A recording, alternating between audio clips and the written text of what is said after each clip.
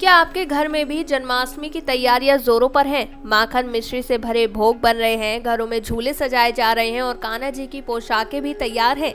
लेकिन वही एक बड़ा सवाल हर किसी के मन में उठ रहा है, आखिर जन्माष्टमी मनाएं तो कब? 15 अगस्त को या 16 अगस्त को? तो चलिए आज हम इस वीडियो में आपकी इस उलझन को पूरी तरह दूर करेंगे। हम बताएंगे कृष्ण जन्माष्टमी की सही तिथि क्या है, यह कंफ्यूजन हर साल क्यों होता है, दिन और निश्चित काल का क्या महत्व है और साथ ही जानेंगे आपके शहर के अनुसार सबसे उत्तम पूजन मुहूर्त क्या रहेगा। वीडियो को अंत तक जरूर देखें क्योंकि इसमें हम जन्माष्टमी से जुड़े कुछ विशेष नियम और उपाय भी बताएंगे जो आपके जीवन को सुख, शांति और समृद्धि से भर सकते हैं। 2025 में श्री कृष्ण जन्माष्टमी की इस बार की तारीख को लेकर काफी भ्रम की स्थिति बनी हुई है क्योंकि पंचांग के अनुसार अष्टमी तिथि 15 अगस्त को रात 11:49 पर शुरू हो रही है और यह 16 अगस्त को रात 9:34 पर समाप्त होगी। अब सवाल उठता है, जब अष्टमी तिथि 15 अगस्त की रात से शुरू हो रही है तो क्या पूजा उसी दिन कर ली जाए या फिर अगले दिन? तो दोस्तों, इसका जवाब शास्त्रों और पुराणों में साफ तौर पर दिया गया है। अगर अष्टमी तिथि और रोहिणी नक्षत्र एक साथ ना पड़े तो व्रत और पूजा अगले दिन यानी उदया तिथि पर की जाती है और यही इस बार भी हो रहा है। अष्टमी भले ही 15 अगस्त की रात से शुरू हो जाए, लेकिन 16 अगस्त की उदया तिथि को ही व्रत का पूर्ण फल मिलेगा। इसलिए इस बार पूरे भारत में श्री कृष्ण जन्माष्टमी का पर्व शनिवार 16 अगस्त 2025 को मनाया जाएगा। यही दिन पूजा, उपवास और झूला उत्सव के लिए सबसे शुभ रहेगा। इस दिन निशीत काल में भगवान श्री कृष्ण का जन्म हुआ था, इसलिए पूजा का सबसे उत्तम समय भी रात का होगा, जिसके मुहूर्त की जानकारी हम आगे इस वीडियो में विस्तार से देंगे। और आपको ये जानकर खुशी होगी कि इस बार भगवान श्री कृष्ण का 5252वां जन्म दिवस मनाया जाएगा। सोचिए जरा, 5000 साल से भी ज्यादा वक्त पहले धरती पर प्रकट हुए थे नंदलाल और आज भी उतनी ही श्रद्धा और उत्साह के साथ उनका जन्मदिन मनाया जाता है। अब बात करते हैं उस सबसे खास बात की, पूजन मुहूर्त की। जब भी श्री कृष्ण जन्माष्टमी आती है तो हर भक्त की निगाहें इसी बात पर होती हैं कि भगवान श्री कृष्ण का जन्म कब हुआ था और पूजा का सही समय क्या है।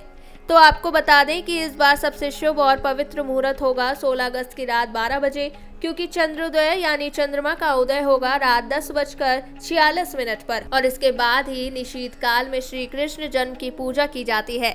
अब सवाल आता है, पूजा में क्या क्या करना है? तो जान लीजिए, यह सिर्फ एक कर्मकांड नहीं है, यह आपके मन की भक्ति का उत्सव है। सबसे पहले घर में झूला सजाएं, क्योंकि नंदलाल झूले में ही तो आते हैं। कन्हैया को झूला झुलाएं जैसे माँ यशोदा ने झुलाया था। फिर माखन मिश्री का भोग अर्पित करें क्योंकि यही उनका सबसे प्रिय भोग है। इसमें आप तुलसी के पत्ते जरूर डालें क्योंकि बिना तुलसी के भोग अधूरा माना जाता है। इसके बाद पूरे मन से भजन कीर्तन करें, चाहे वो घर पर हो या मंदिर में। शंख और घंटियों की ध्वनि के साथ पूरा वातावरण कृष्णमय हो जाए, यही इस रात की पहचान है। और सबसे जरूरी बात, कान्हा को मन से बुलाएं क्योंकि पूजा की सबसे बड़ी शक्ति कोई मंत्र नहीं, कोई विधि नहीं, सिर्फ सच्ची श्रद्धा और प्रेम होता है। अगर आपने सच्चे मन से श्याम को पुकारा तो वो जरूर आएंगे आपके झूले में, आपके मन में और आपके जीवन में। अगर आप व्रत रखते हैं तो पूरे दिन अन्न का त्याग करें और सिर्फ फलाहार लें।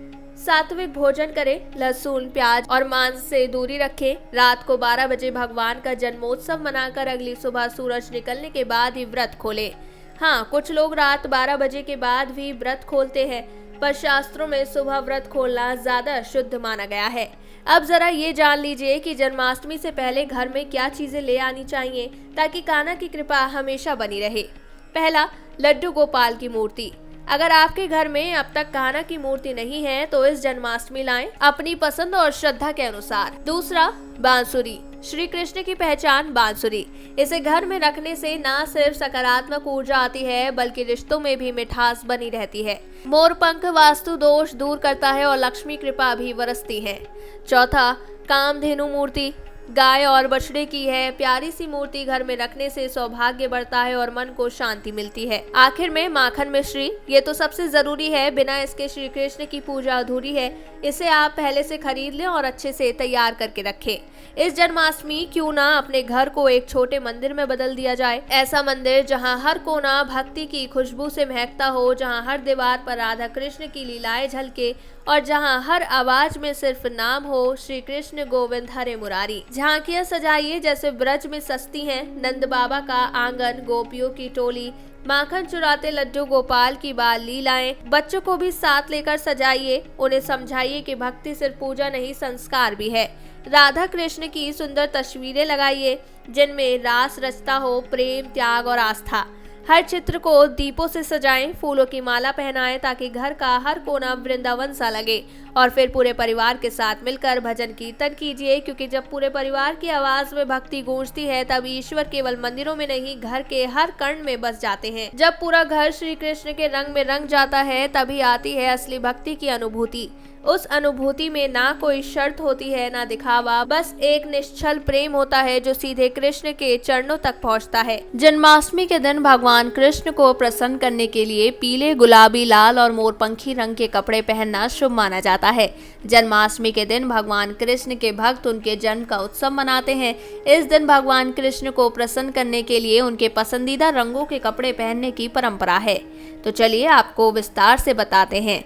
पीला रंग, भगवान कृष्ण को पीतांबर भी कहा जाता है, जिसका अर्थ है पीले वस्त्र पहनने वाले। पीला रंग भगवान कृष्ण को बहुत प्रिय है और इसे शुभ माना जाता है। फिर है गुलाबी रंग। गुलाबी रंग भी भगवान कृष्ण को प्रिय है और इसे प्रेम, खुशी और उत्साह का प्रतीक माना जाता है। फिर है लाल रंग। लाल रंग ऊर्जा, शक्ति और उत्साह का प्रतीक है। यह रंग भगवान कृष्ण के उग्र और शक्तिशाली स्वरूप को दर्शाता है। आखिर में मोरपंखी रंग। मोरपंखी रंग भगवान कृष्ण के मुकुट में शोभा पाता है और इसे सुंदरता, कला और प्रकृति का प्रतीक माना जाता है। आप इन रंगों के कपड़े अपनी पसंद और सुविधा के अनुसार पहन सकते हैं। इसके अलावा आप साड़ी, लहंगा या सूट जैसे पारंपरिक भारतीय परिधान पहन सकते हैं। मोतियों, कुंदन या अन्य पारंपरिक अलंकरण से सजे आभूषण पहन सकते हैं। हाथों में चूड़ियां, कंगन और पैरों में पायल पहन सकते हैं।